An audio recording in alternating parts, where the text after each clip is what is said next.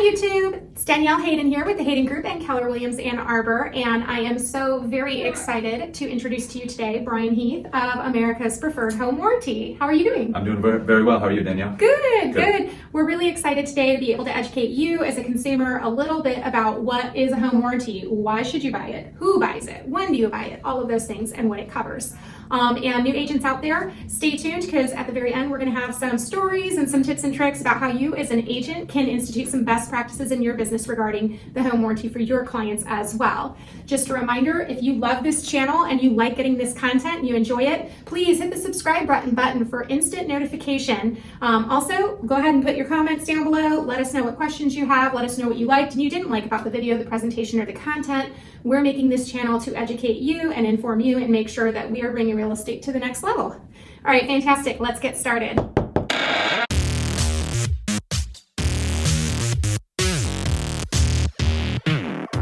Okay, once again, we are here with Brian Heath of America's Preferred Home Warranty. Let's dig right in. So Brian, for people who've never really dealt with home ownership before or never dealt with home warranties, explain to us, what is a home warranty? A home warranty is a tool for a homeowner to help lower their costs on repairs and unexpected failures of mechanical systems within the home, whether it's the heating system or air conditioning or plumbing or electrical. You don't necessarily sell your home warranties to the public, you sell them to real estate agents. Right. And your real estate agents are the ones that are actually in touch with the consumer. Yeah. I think that's a really important thing to point out. This is not a salesy thing. It's not a gimmicky thing. Right. This is a service that we as real estate agents use to actually add value to our clients and make sure that they've got all the options in front of them. When I meet you out and about and you have the opportunity to speak to me as a real estate agent, what do you typically say? How do you educate agents? Well, it's about protecting the homeowner, and making sure that your client's best interests are taken care of. For your clients that are listing their house, it gives them protection during the sale and also helps to reduce their potential risk after the sale, with potential lawsuits or things like that, or the buyer calling them saying, hey, this broke and you need to help me fix it, kind of thing. And the home warranty helps to take care of a lot of those issues and protects the seller, and also gives the buyer peace of mind that after you buy the property, if the furnace does fail, well, I've got some financial help to take care of that because I have a home warranty. And so it's just about reducing risk and giving peace of mind to the homeowners, and being able to give your homeowners the best overall experience before, during, and after the sale of the home. Yeah, and I think that piece, that can fluctuate a little bit. A seller's desire to buy a home warranty and advertise it to the buyers can fluctuate a little bit depending on the strength of the market. Right? So if you have a really hot market, things are flying off the market for $30,000 above list price, I find that a lot of people are a little more hesitant to go ahead and buy into the home warranty. But we are shifting right now. We're very much shifting from a seller's market to a buyer's market. We still have a little bit of an imbalance, but I think largely because the price points got so high that buyers just tapped out. And so they're still looking and inventory is still low, but buyers are just getting much more insistent that they're going to get a good deal with the sellers. Absolutely. So one of the things that I tell my clients with the home warranty is what we do is we reduce the fear that surrounds lack of clarity. So if someone's walking into a home and they see something and it's questionable in any way, those question marks are enough to just kill the deal before the offer's even written. So what you do essentially with the home warranty, and this is interesting, I always tell my clients, look, when you get a purchase agreement, chances are that they're going to be writing in a home warranty. Okay, the buyer's agent, it's their job to work on behalf of the buyer, and they're going to 9 times out of 10 already ask you to buy a home warranty. And in that situation, guess who's deciding the price of the home warranty? The buyer. The buyer, right? So I tell my clients, I say, hey, listen, if you're going to pay for it anyways, you'd rather have a full, you'd rather pay for the home warranty if it means you get a full price offer. Great, you're going to pay for it anyways. Why leave it open to them to select the company, select the coverages, and select the amount when you can just do it? It'll give you coverage during the listing period, and you also are able to advertise that peace of mind, which I think in a shifting market it's really super important. We try to take as many question marks out of the equation if we can as possible, and the home warranty, I think that's the biggest value it does. It really answers a lot of those questions, like takes away the negotiating point on the buyer, like, well, what if this fails? Well, it's working now, but we're giving you a home warranty, so if something does go wrong, you're going to have help taking care of that. You said something to me recently a couple months ago that really struck me, and I didn't think about it, and it was about how things tend to pop up the year after you buy a house. Can you tell us a little bit about why? Well, yeah, the National Association of Realtors has given statistics that say 67% of homes that have a change in ownership experience a major mechanical system failure in the first year.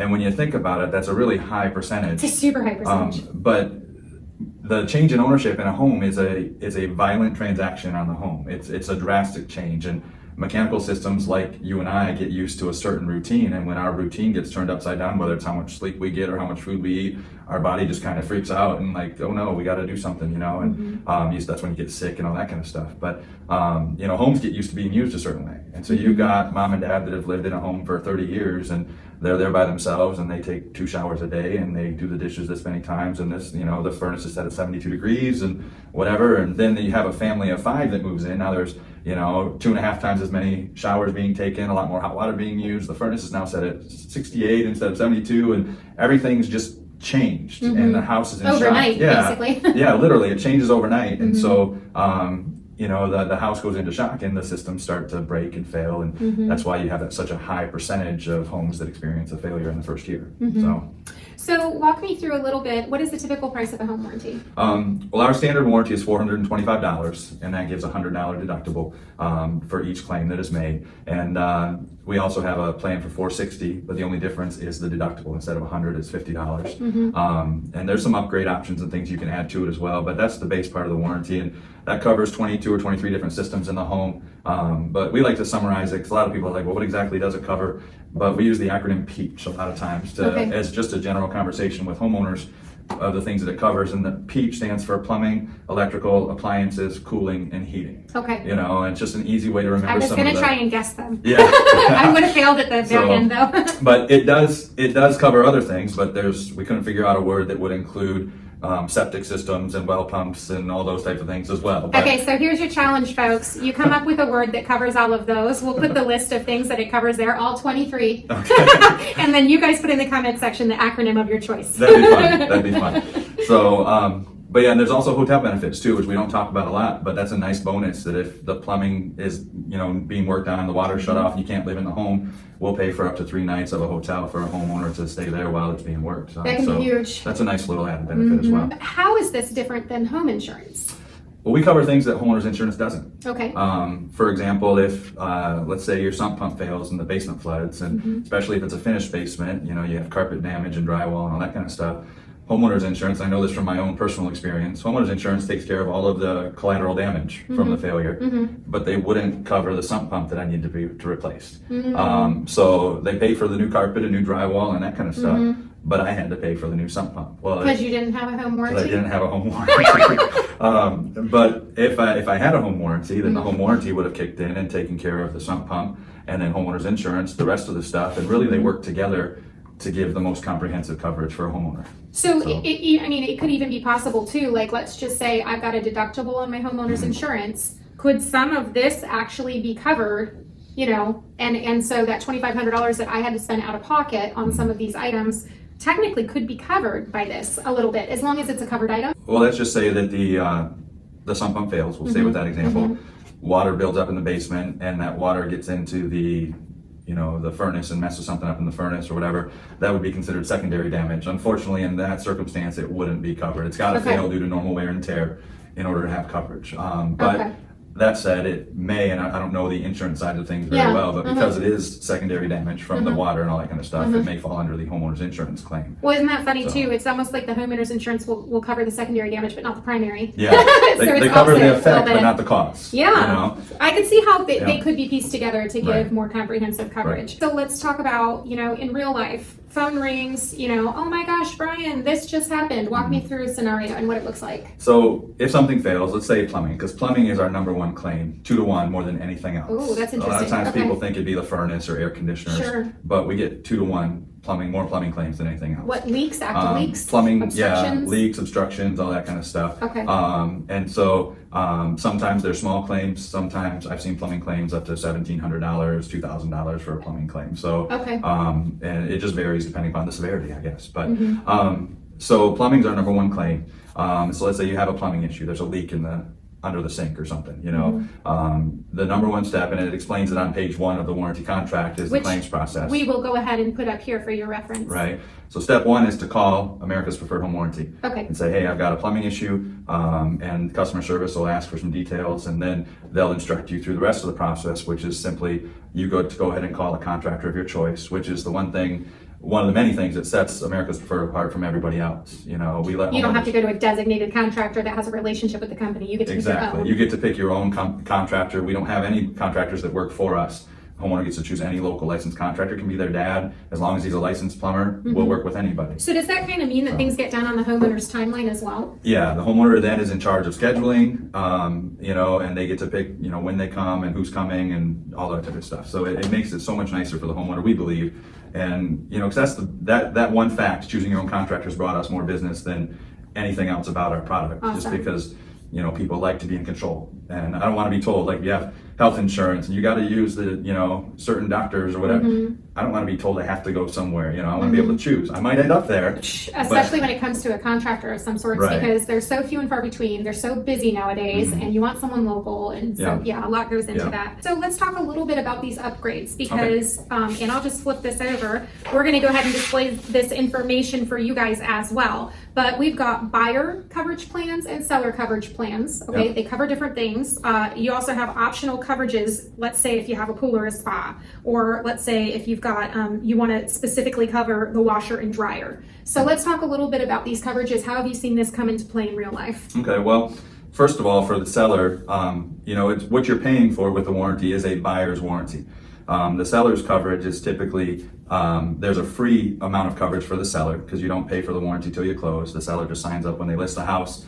I'm going And to what provide. if they don't close? If they don't close, they don't pay for the warranty. You hear that? It's no Yeah. risk. No Yeah. risk to you. You only send a check in for the warranty if the warranty is on the final purchase agreement. If And it gets paid at closing. Yeah. So the title company often will just roll it into the closing amount, Yeah. and then they will cut the check. So it's nothing's ever really coming out of the seller's pocket, you know. So it's very convenient, painless as paying for anything can be, right? Yeah. So when the seller signs up, they get free coverage on several items during the listing period. The main ones being plumbing, electrical, and water heaters. But they also get the benefit of our legal protection program for sellers called List Secure. By signing up at listing, they qualify for 2 years of post-sale legal protection. And if the purchaser of their property sues them for any reason, then we're going to reimburse $1,000 of the seller's attorney's fees in defense of that lawsuit. So that's a nice little bonus for the seller. Hopefully they don't need it, but we live in a very litigious society, Yeah. and so a little bit of added protection there is nice. But the seller can upgrade their coverage during the listing to include the HVAC and the kitchen appliances, and that seller's upgrade is $75. Can they upgrade it after they've signed up during the listing period, or does it all have to be at the same time? Well, we prefer that they do it all at once, because when somebody signs up for the warranty and then a month later they call in and say, hey, I want to add this, it kind of like, why all of a sudden do you want to do A claim is that? coming in Right? the next 24 Right? hours. And so usually my question to you, if your homeowner wanted to do that, would be, is there an issue? And if you're like, no, everything's working, they just, you know, want to add the coverage, then I'd be able to get it approved to do that. But we prefer that they do it right up front. But it's $75, and that $75 along with the premium for the buyer's warranty will get paid at closing.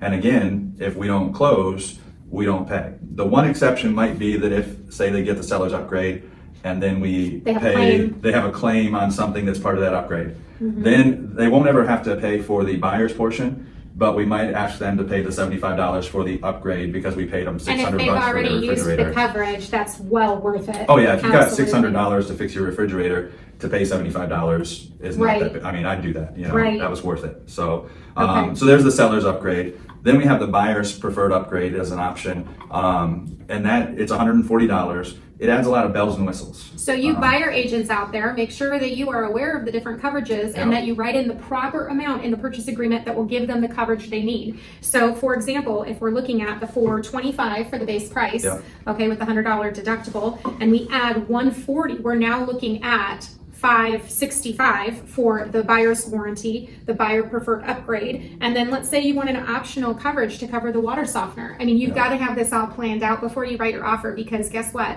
Your client's going to end up paying the difference if they want those coverages. Yeah, a lot of times we see it where purchase agreements are like, you know, seller to provide a home warranty for $500.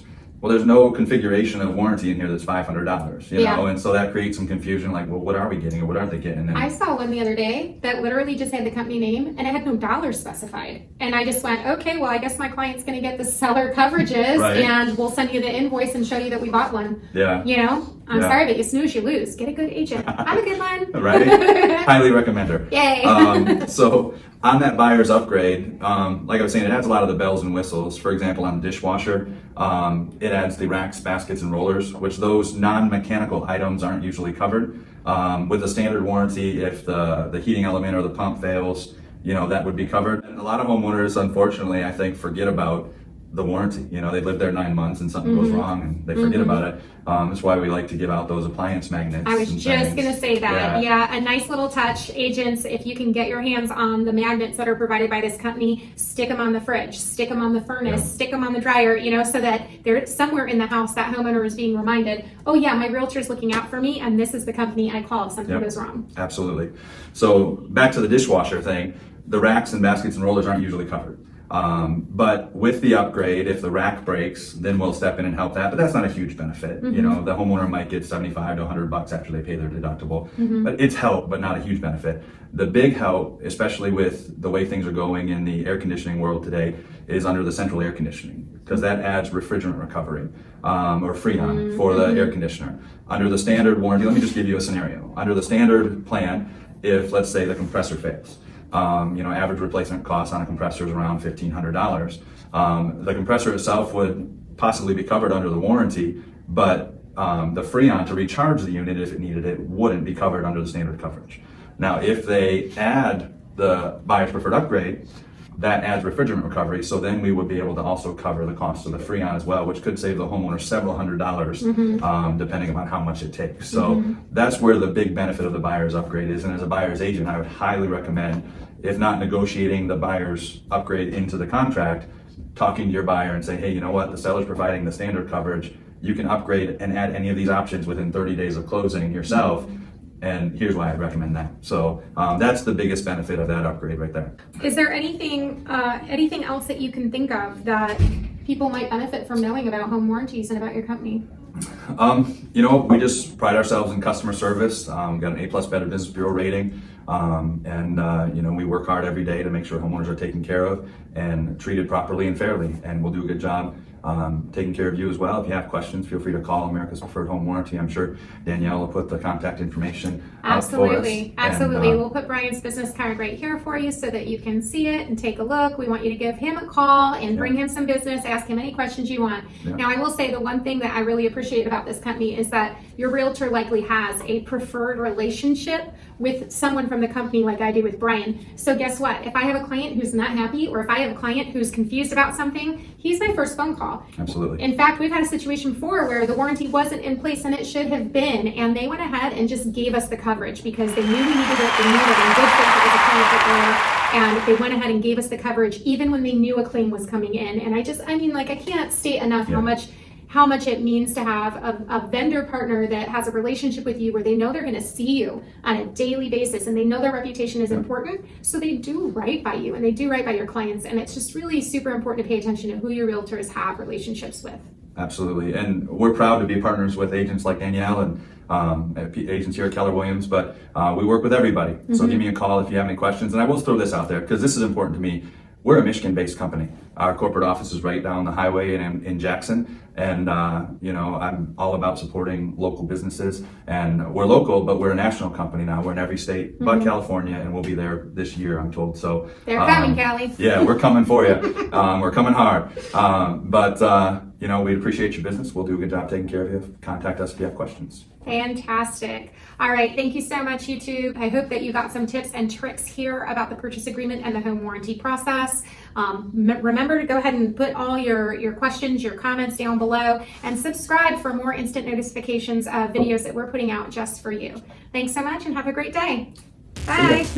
Did you get anything out of this video today? I sure hope so. That's why I make them. If you enjoyed this video and you got value out of it, please hit the subscribe button for instant notifications of more videos made just for you. Subscribe! Boop, boop, boop, boop, boop.